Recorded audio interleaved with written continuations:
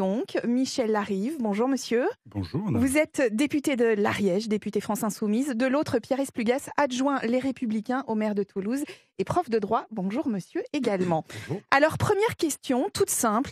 Est-ce que notre 5e République manque de référendum, puisque c'est un mot qu'on entend beaucoup en ce moment? Est-ce que, Michel Larive, c'est le mode de gouvernance vers lequel il faut se tourner?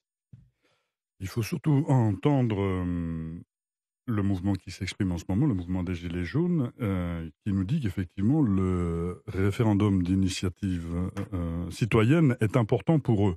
Donc oui, mais il faut que le référendum puisse être saisi, qu'on puisse saisir le peuple par référendum dans des conditions qui sont acceptables. Aujourd'hui, on peut saisir avec 10% du corps électoral et 185 députés, je crois. Mais monsieur, je crois que vous êtes professeur de droit, vous me direz si je dis une bêtise, je ne suis pas moins spécialiste du droit, je suis juste député. Donc, grosso modo, ce que vous nous dites, voilà, c'est trop difficile. On n'en a jamais, c'est trop difficile. Et puis, lorsqu'il y a référendum et qu'il y a réponse à ce référendum, notamment comme en 2005, il faut accepter la réponse du référendum et aller dans le sens de cette réponse, ce qui n'a pas été le cas en 2005. Nous, en tout cas, dans la niche parlementaire du 21 février pour la France Insoumise, nous allons déposer une proposition de loi sur le référendum d'initiative citoyenne, le RIC, qui est demandé politiquement par les Gilets jaunes, et nous allons l'installer législativement. Un référendum en quatre pans, législatif, abrogatif, révocatoire et constituant. Alors, Pierre Esplugas, grosso modo, Michel Larive nous explique qu'il nous faut un référendum. Est-ce que c'est ce qui manque à la 5e République? Est-ce qu'on n'en a pas assez dans cette 5e? Oui, ce que j'ai envie de vous répondre, il y a des dispositifs qui existent déjà. Vous avez fait allusion à l'article 11 de la Constitution. On peut déjà faire un référendum pour les projets de loi portant sur l'organisation des pouvoirs publics, sur les réformes économiques et sociales et environnementales, ainsi que les services publics et concours, sur la ratification d'un traité. Ça fait longtemps que je n'ai pas voté, moi. Vous avez été convoqué pour un référendum, vous? Le dernier référendum, c'est 2005. C'est loin, hein. Effectivement, c'est loin, mais c'est une question avant tout, non pas de dispositif. Il ne s'agit pas de modifier le texte qui existait déjà. Si on veut avoir recours au référendum, moi, ce que je conteste par ailleurs, mais si on veut avoir recours au référendum, il suffit juste d'utiliser les dispositifs qui existent déjà. Faut-il une nouvelle proposition de loi comme cela va être déposé? Et pourquoi vous le contestez? Je suis vraiment convaincu des effets pervers du référendum. Ça va impliquer de faire 3 phrases, si vous permettez.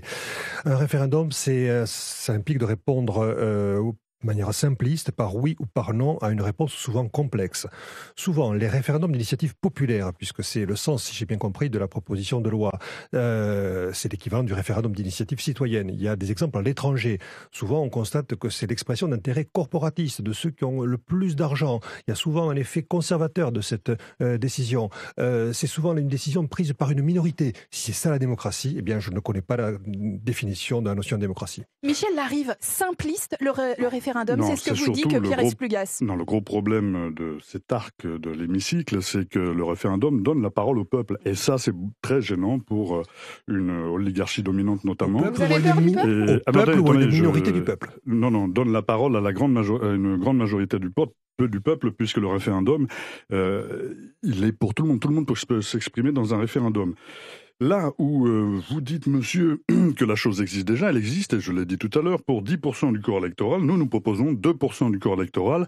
Et vous savez, pas très loin de chez nous, en Italie, pour un référendum abrogatif, notamment, c'est 1% du corps électoral. Alors, vous pouvez penser ce que vous voulez d'autres pays, mais d'autres pays le font. La Suisse fonctionne en démocratie directe avec beaucoup de référendums.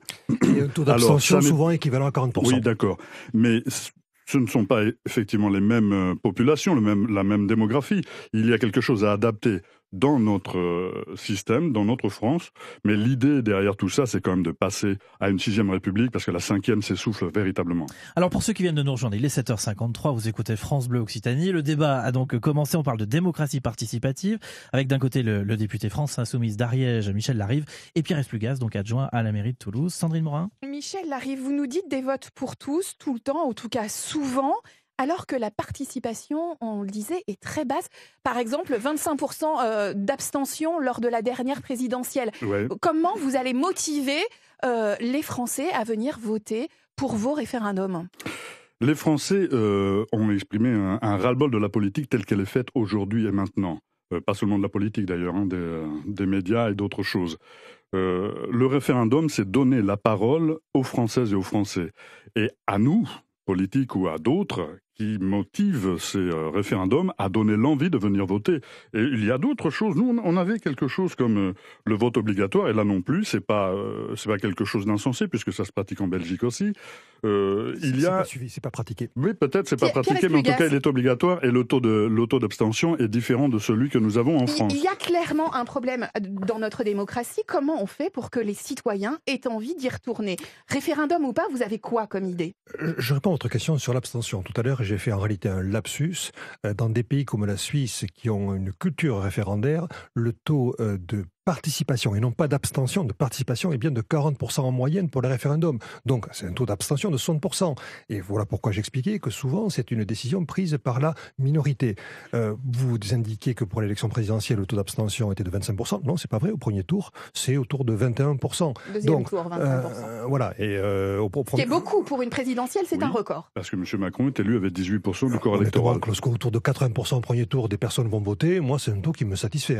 Donc, c'est vrai, clairement, entre la démocratie représentative et la démocratie référendaire, souvent démagogique, je reconnais que je préfère la démocratie représentative. On ne peut pas demander aux citoyens, au peuple, de s'exprimer sur tout et n'importe quoi. Moi, si vous me demandez demain de m'exprimer, je ne sais pas, moi, sur tel ou tel sujet, je ne suis pas spécialiste du sujet. Toulousain, par exemple, oui. On vous a demandé à Toulouse, en tout cas, on a demandé au président de la métropole un référendum sur l'eau. Ça n'a pas été fait. Pourquoi, par exemple, quand il y a une pétition, on ne tente pas d'écouter cette demande? Parce que souvent, on ne répond pas à la question posée. Si on avait fait un référendum sur l'eau, je vais juste terminer ma phrase.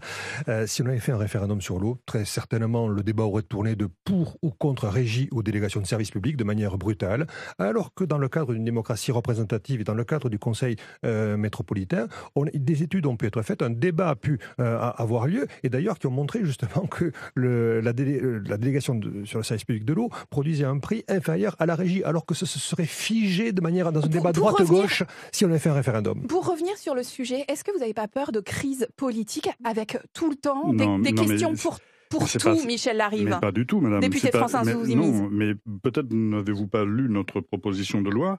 Les référendums que nous proposons, ce sont des référendums législatifs, abrogatifs, révocatoires et constituants, avec, pour les deux premiers, 2% du corps électoral, ce qui correspond entre 900 000 et 1 million de personnes aujourd'hui. Révocatoire et constituant avec 5% du corps électoral. Donc, à moins qu'il y ait une loi sur l'eau, on ne va pas faire un référendum sur l'eau. Ça, les communes peuvent faire ça.